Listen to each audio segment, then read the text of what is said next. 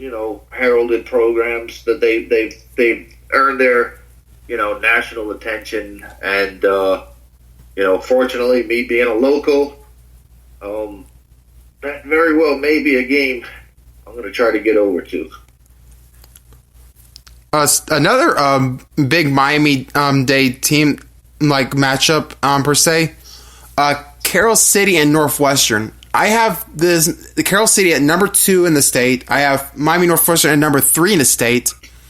So you got a big time matchup right there with those two in Miami Dade as well. This is a tough game to pick, especially because Northwestern did look good against Cardinal Gibbons this past week. I'm going to lean Carroll City here by probably a touchdown, maybe 14 points potentially. That, even though I feel like that might be stretching it, I do think it'll be a very competitive game, though. Okay, so this is another game. I happen to think this game's going to be a little closer than that. I think this game is another game very likely, possibly within that 7-point range. Certainly, Carroll City.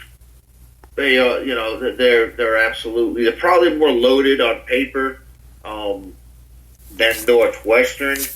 But that games aren't. The final is not done on paper, so I'm going to lean Carroll City here, but I'm going to lean by 3. Okay. I would not be surprised one bit if Northwestern wins this game. I wouldn't be surprised either.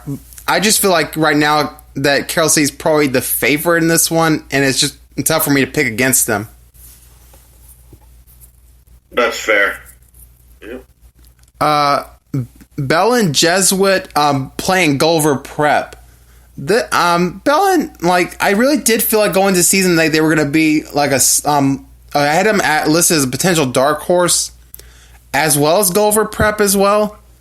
It pains me to have to put one of my dark horses down a bit, but I'm seeing Bellin going to 0-2, as I'm definitely going to be leaning Gulliver Prep here.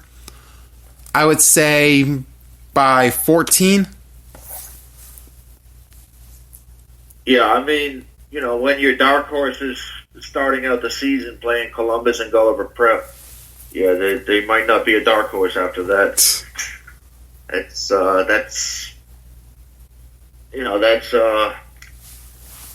two of the top teams in Dade. I'm confident Gulliver is a top 10 team and a clear cut, possibly closer to the 5 range. Bellin is going to keep this one probably tight for most of the game.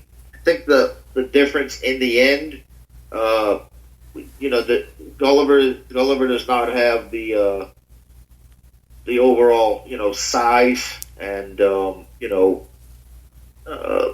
quite the athletes of Columbus, but they are very talented. They will spread the ball out, and they have a lot of speed.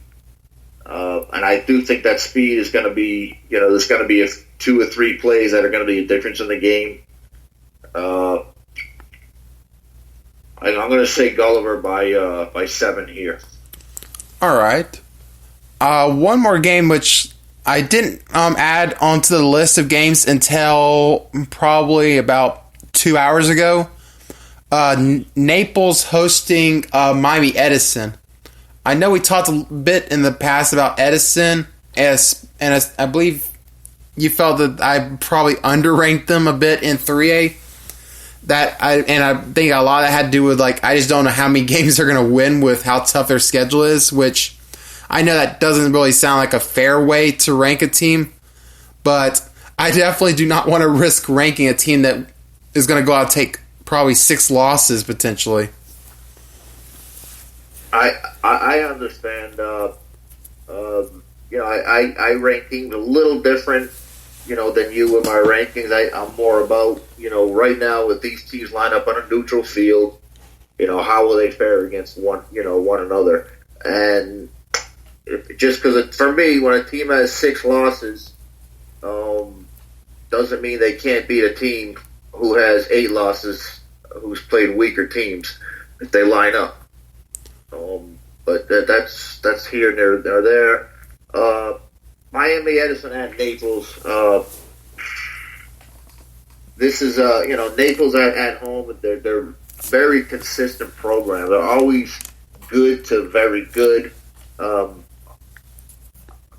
Miami Edison this year, I do believe they're a top 5 team in 3A.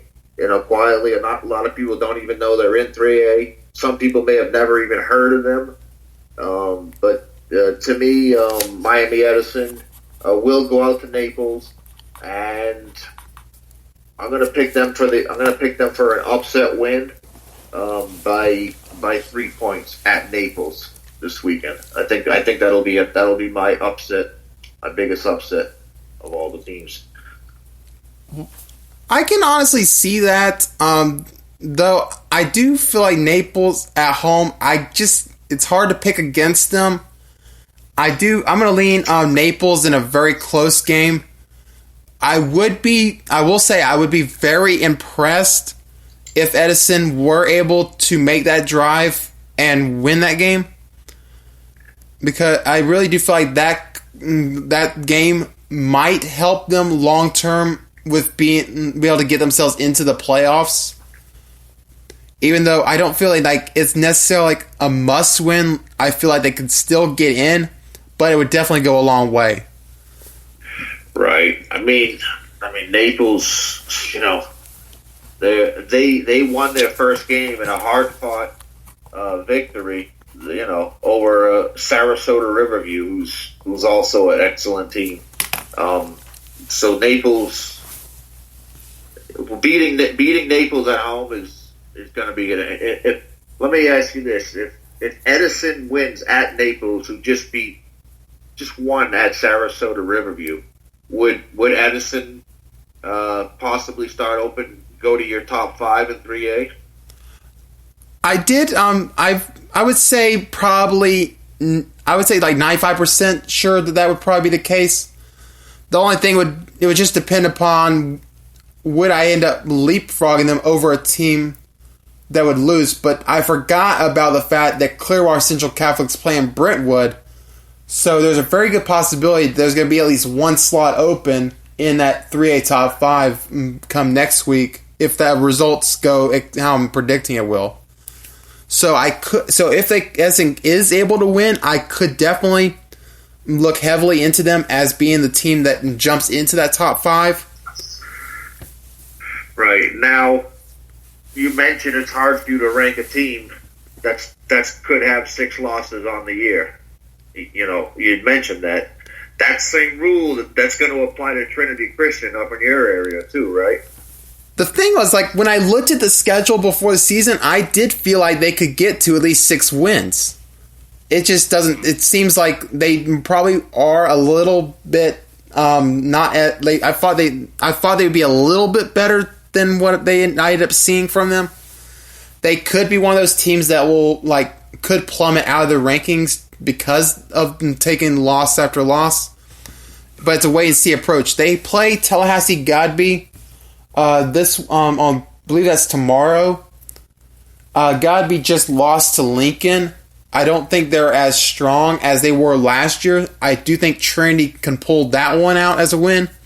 Then they face Ribault next week. I feel like Trinity can win that one as well. So they might be on a 2-game winning streak heading into week 4, which I forgot who they play that week, but you get what I'm saying. They're gonna pile up some wins in the next few weeks. Right. No, they will. But I can see both. I can see, possibly Trinity, dropping 5 or 6 games this year, possibly. Just like Naples and, just like Edison. And Edison's schedule is almost as hard as Trinity's if you quietly. you look at it. Most definitely. Like their schedule is very good for sure. Yeah, so I mean Naples should probably be Naples should be favored in this game, but I'm gonna definitely I want to pick an upset, and I'm gonna pick Edison for Naples. Just be Riverview by 1. I'm gonna say Naples lose a close one here to Edison. I guess I'll take Naples by 4, and hopefully I'm able to get that pick right. But we had a lot of high school games, but we're gonna quickly hit on a little bit college games before we get out of here. We both had the opportunity to see Miami and Florida play. My impressions with that game were, I honestly did not feel that UF should be a top 10 team nationally from what I saw. They were very fortunate that Miami's offensive line was as bad as it was, and I'm probably going to upset some potentially some Miami fans, but it looked to be almost like what you would see on an average high school team, more so than a college team. In fact, I feel like Columbia might potentially face teams at some point this year that might have a better offensive line than what I saw out of Miami. Well, I don't know. Well, I mean, I don't know about that. I mean, relatively speaking to high school, yeah, you will. But I don't. This is a Power 5 offensive. I mean, when a Power 5 offensive line is going against an SEC defensive line, yeah, they can make you look bad, and they can make you look bad to the tune of 10 sacks. But no, certainly I did watch the game. There were some plays where I believe it was a freshman tackle. Before he even got out of his stance, the defensive end had blown by him. Yeah, I believe that was on the last drive, wasn't it? It looked like a delay. It looked like it was a tape delay or something. Yeah, it was the Miami offensive. I think it was the right tackle.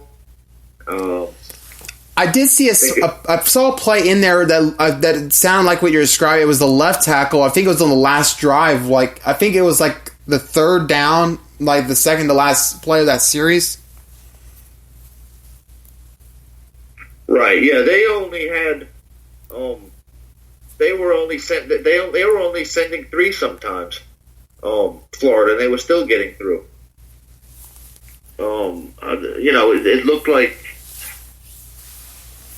I don't know. Miami's clear-cut weakness, in that game, or possibly through the season, and it was a concern going into that game.